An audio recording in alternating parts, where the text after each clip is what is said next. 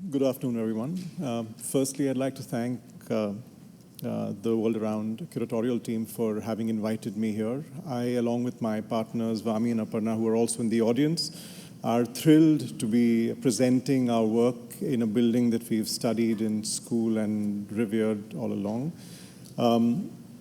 But I have to confess also that when the team first asked if we present the Hampi Art Labs project in this conference, we were a bit unsure, primarily because, well, not primarily, firstly because it was a building that wasn't completely finished as yet, but also because it was a building that we struggled with a lot. Struggled not just with the pragmatics, because it started pre-COVID, shut down for 2 years during COVID, and then the lack of funding post-COVID and so on and so forth, but also because we struggled to position the project when we started conceptualizing it. And this was really where that title comes from. We struggled with the conceptual context of the project itself. Though the title's also a bit tongue-in-cheek because this project's done in India, and that's where we live and work. And as you know, India, for all of you who've been there, India is a place where there is an abundance of context. I mean, you can't miss it. It's in your face. Its context is something that is inescapable. It is also fluid. It's dynamic. It changes every 200 kilometers. You find people with different ways of dressing, eating. Even the language, the dialect changes every 200 kilometers as well. So context is extremely important, but also extremely fluid. It's further deepened, this diversity is further deepened by the range of geographical contexts that we inhabit, right from the Himalayas down to the Arabian Sea and the Indian Ocean. What happens with this is that it produces very specific architectural types responding to the cultural diversity as well as the kind of geographical variations. And over time, these architectural types tend to ossify in our memory, in our cultural history, and become these artifacts of the past that you deal with almost on an everyday basis, where the past then doesn't stay in the past, it's also simultaneously in the present. And we've done a few projects where we've grappled with this kind of, this image in memory and the way to kind of process that.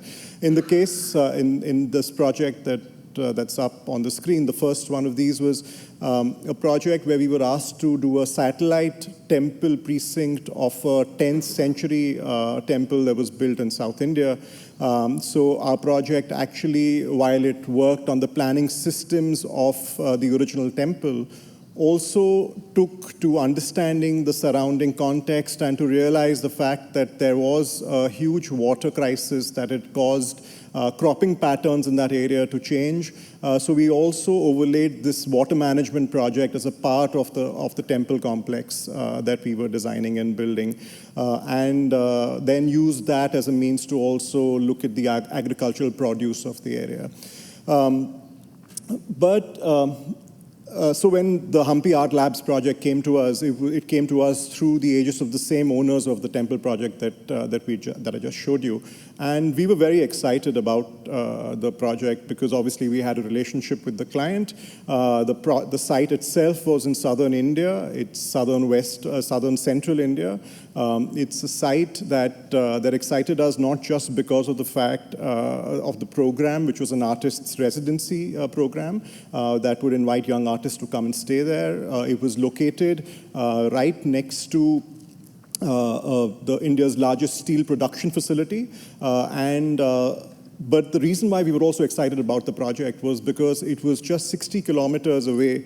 I mean, the site is completely barren, as you can see here. They're very featureless. There wasn't anything that was particularly interesting about the site itself. But the reason why we were excited about the project was because just 60 kilometers away from our site are the ruins of a 13th century medieval kingdom, an empire called the Vijayanagar Empire, which has been of late in the news again because it was one of the original Hindu kingdoms, and given the kind of political narrative that's in circulation in the country. It had become a part of conversation within socio-cultural circles.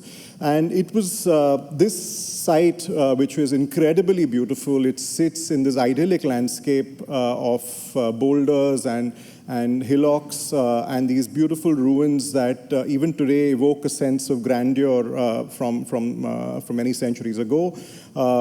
This was what really we thought might be a means for us to begin our engagement on a project where we didn't seem to have much else in terms of context in the immediate vicinity of our site. And we really were trying to see if there was this kind of architectural history could be for us a means to begin engaging with the site itself and the archetype that existed. In this case, the beautiful Virupaksha temple complex with in Hampi currently a living kind of heritage monument with these beautiful colonnades that actually lead you from the entrance gateways to congregation spaces, through courtyards, to the final site of the temple. So we were really looking to see if there was something that we could bring from here to the project that we were working. This is a plan of the existing complex. You can see the incredibly articulated formats of movement and congregation. Movement and congregation almost seem to seamlessly kind of blend into one another. And these were our first impressions of the project. We were trying to bring that same idea of circulation, congregation through courtyards, to see if we could create an architecture that spoke of the past, learning from the past, and then to start imagining various ways that this could manifest through again, colonnades, circulation spaces, congregation spaces, living areas, to see if the architecture that we were producing would be in some sense a homage to the architecture of Hampi, but at the same time be able to also speak to a future. But while we were doing all of this, what I think we also struggled with was the fact that the translation of the history seemed too immediate and very architectural, given the fact that this would be an artist residency where there'd be young artists coming from all around the country and the subcontinent. It seemed like we were fixating on an architectural envelope that would be very rigid to incorporate all the kind of variety of works that would be made here in the residency. It was then through conversations with the client that there seemed to be perhaps another way to kind of understand this context of context. And this is the patron, the chairperson of the JSW Foundation, Sangeeta Jindal, speaking about her vision for the project.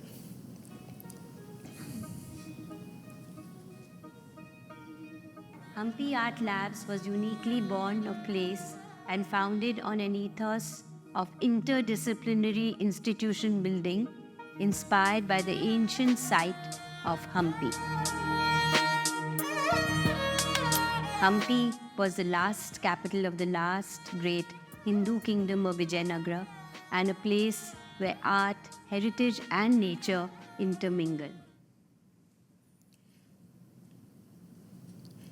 And it was exactly that last bit that where she spoke about the idea of nature and art intermingling that led us to start thinking about the larger lens through which we could look at Hampi, and to see the fact that perhaps the architecture of Hampi is what it is and its experience is what it is because of the fact that it's situated within a particular landscape, the landscape that is made by the Tungabhadra River that cuts through Hampi, creating this incredible littoral experience that is unlike anything in that region.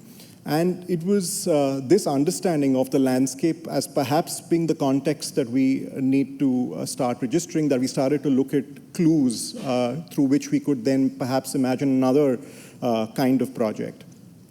So we started by looking at the river Tungabhadra to see its flows, to see if we could bring that kind of metaphoric sense of movement of water or of people through our site, through the various programs that we would need within the residency project, and to see if there was an architecture that could, in some sense, emerge from this this abstraction of the idea of the flow of the river, and to see if, in some sense, that barren, benign site that we'd actually gotten to work with could really be something that would be transformed by the gentle topography of the Tungabhadra and its surroundings.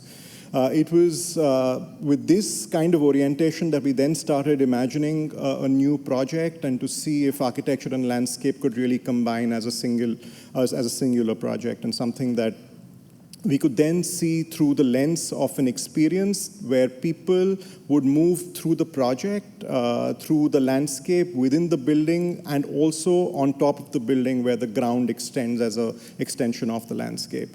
The figure ground itself became quite clear with the way that we were articulating the various programs and the way that people would move through the space, and the extension of the ground through the building and its almost cavernous-like spaces that would emerge through the project. While we were kind of dreaming all of this up, while we were making these drawings, what was also emerging was the fact that there is a particular kind of architecture that was coming through, which required complex construction techniques, also complex geometries to resolve. But it's not like we haven't done this in the past. These diagrams are from a project that we built a few years ago for a library where we were building in another part of India, building this library for a school, where the entire project was really a simple catenary bolt that used no RCC, no steel, and was completely in compression. So it wasn't like we hadn't grappled with this kind of complex construction, but in the case of the new project, in the case of Hampi Art Labs, we didn't have access to the kind of skilled resource we did when we built this vault. So really, for us, this idea of frugality, both of means of finance, but also of human resource, was something that we were starting to think through as to how do you build something that would, in some sense, require much more sophisticated means of construction. And while we drew up the project, we drew up all of those 3,000 odd sections that we needed to make to build this. We were also starting to see if there was an economical way for us to actually construct the double curved slabs of the project. And what emerged for us was when we started excavating for the foundations of the building, we actually began to use the soil that came out of that excavation as a means to compact and provide shuttering for the casting of those double curved surfaces. Once that casting was complete, we took that soil back and used it to develop a landscape, and you can actually see how that compacted earth is being used as shuttering for those shells that actually go in. So the shuttering cost was literally nothing. And like I said, that soil was used again to produce the landscape that we designed, but also that soil went back into to testing plasters, because the soil was also very iron-rich, and to see if that red oxide would really inform a certain palette of color. It was also used to make brick that we used in the project, along with various other crafts that we actually ended up using for light fixtures, burnt clay, and so on and so forth. So that part of the project was done. The second part of the project now looked at the interior, which is now under construction, and this is something that's being implemented as we speak now. It's about using local crafts that are in and around that region, and to see how that becomes a layer that we add to the experience of the project as we go forward. And this is the project as it is currently seen. It's in the second cycle of its artist residency program, and it is inspired, as I said earlier, with the gentle kind of topographies of the Hampi landscape. It is about weight. It's about heaviness. It's about weight, but it's also about weightlessness. It's about flotation. It's about the landscape and building form. It's about shade in the harsh Hampi sun. It's about in the interior programs that currently have gallery spaces, workshops, studios, but also have frames that actually look outside into the landscape to start conversations where the building actually responds and is in dialogue with the sky, where it undulates to incorporate landscape that changes through the year as the seasons change. The buildings are a landscape sculpted by the metaphoric flows through the site. It is a conversation that the warm glow of the iron oxide plaster creates with the rest of with its immediate environment when the sun hits it. It's the idea that the building really then becomes a means to frame both landscape as well as the natural elements of the sky.